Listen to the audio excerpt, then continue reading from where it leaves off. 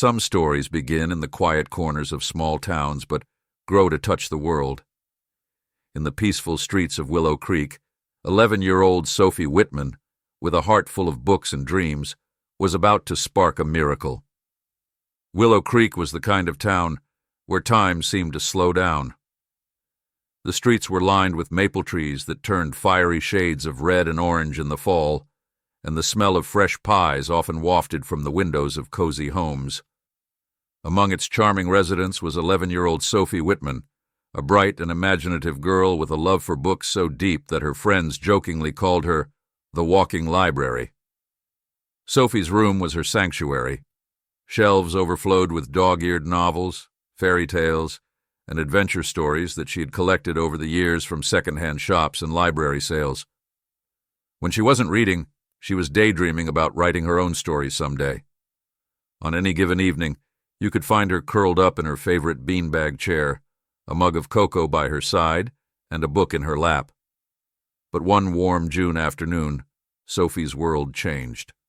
Her parents took her to the doctor after noticing her unusual fatigue and frequent thirst.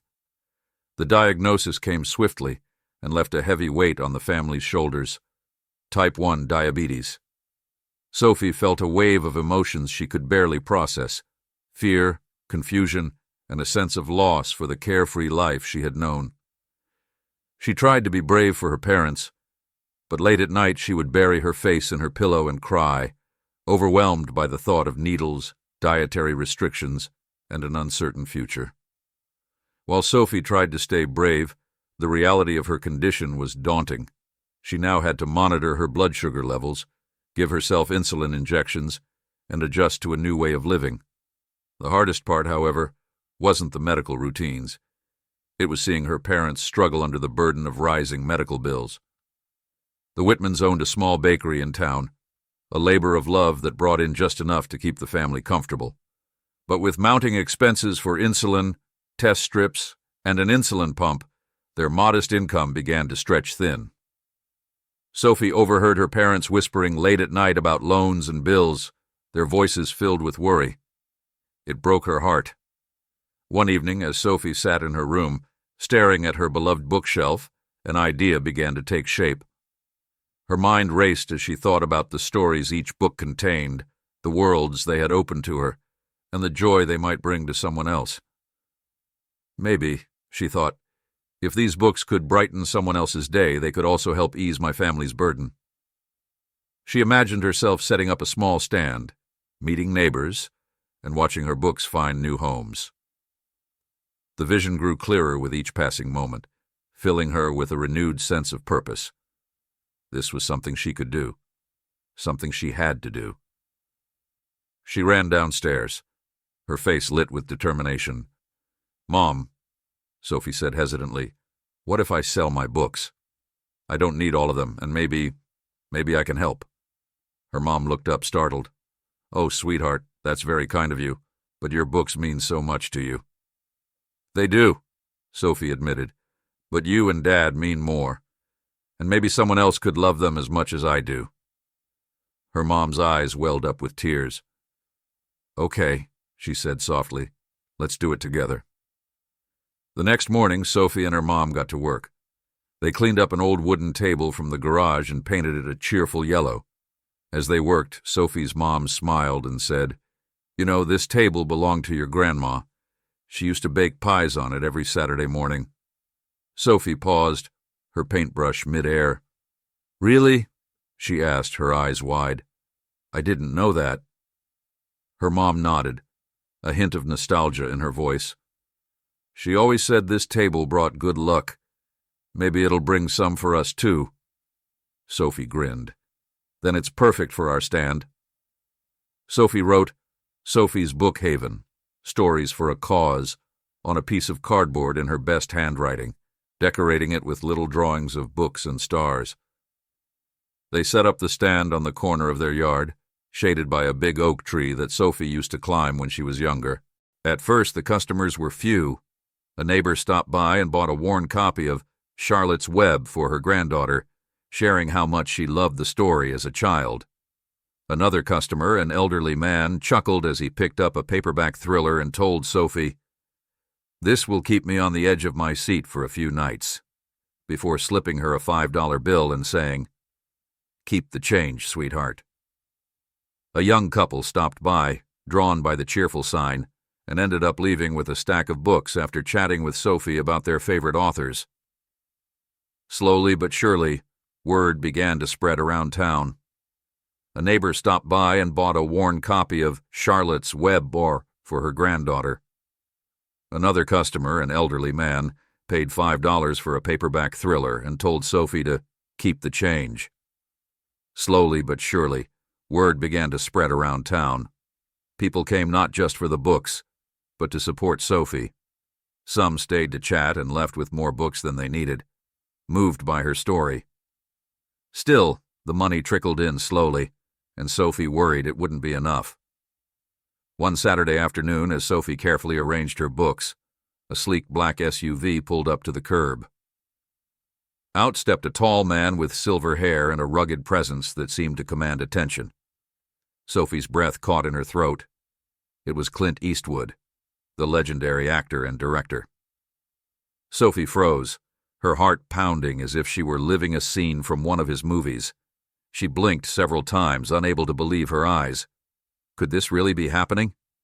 Her palms grew sweaty as he walked closer, his commanding presence making the world around her seem to blur.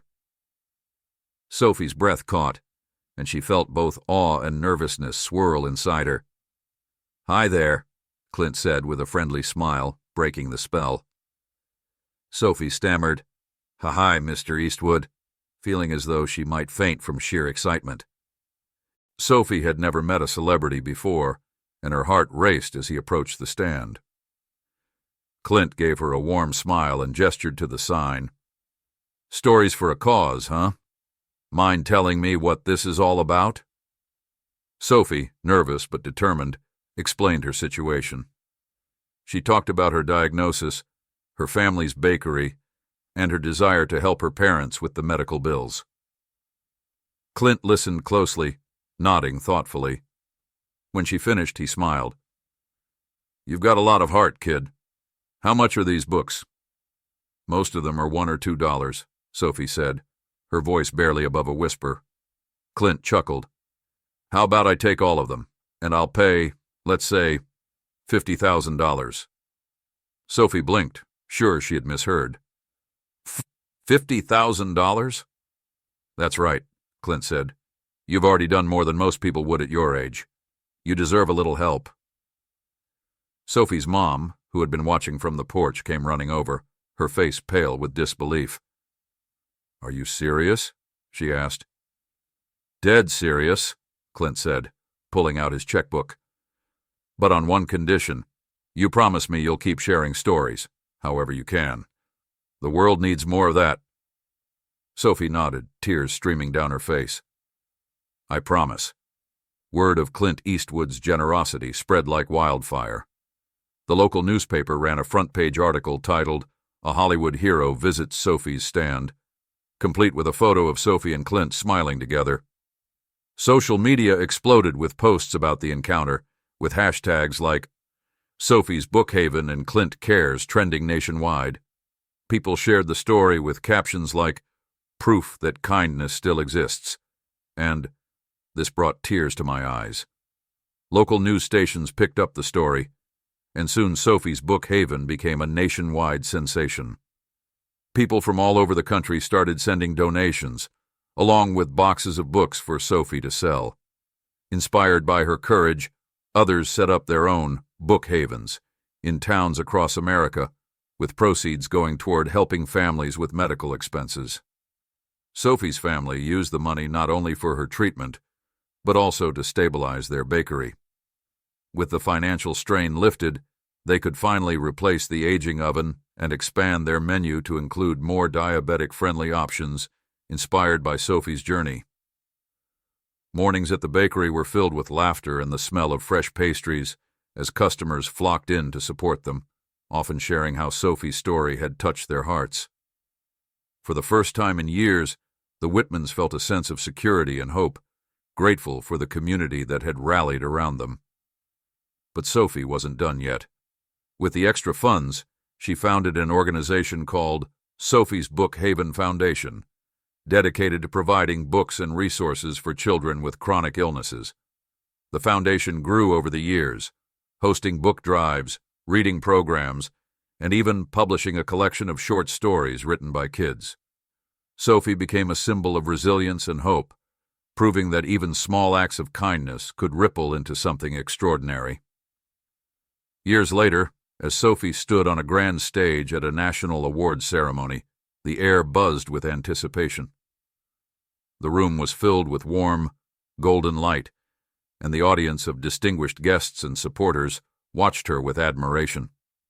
She scanned the crowd, her eyes landing on Clint Eastwood, sitting in the front row, clapping proudly. Her heart swelled with gratitude as she remembered that fateful day at her bookstand. Taking a deep breath, she began her speech, her voice steady but emotional. This journey started with a few books and an idea fueled by love, hope, and the belief that even the smallest gestures can create ripples of change. The room was silent, hanging on her every word, and as she spoke, Sophie could see smiles, tears, and nods of encouragement throughout the crowd. When she stepped up to the microphone, she said, "This all started with a few books and a lot of hope. One small act of kindness changed my life, and now, together, we're changing so many others. Never underestimate the power of a good story and a little bit of courage." The crowd erupted into applause, and Sophie smiled, knowing that her story was far from over.